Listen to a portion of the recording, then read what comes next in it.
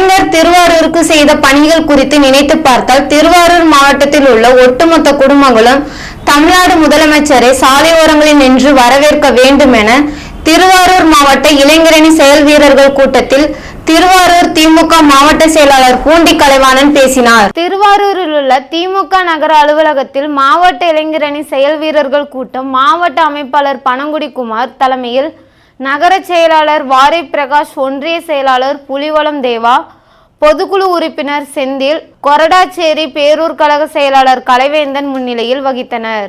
இதில் திமுக திருவாரூர் மாவட்ட செயலாளர் பூண்டி கலைவாணன் எம்எல்ஏ கலந்து கொண்டு திமுக தலைவர் முதலமைச்சர் திருவாரூர் வருகையொட்டி இளைஞர் அணியினர் சிறப்பாக வரவேற்பு வழங்க ஆலோசனைகளை வழங்கினார்.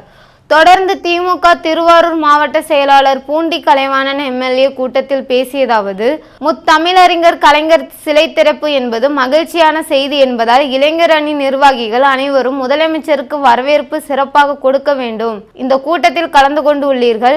இது சம்பிரதாய நிகழ்ச்சி போல் கிடையாது, உணர்ச்சி பூர்வமான நிகழ்ச்சி.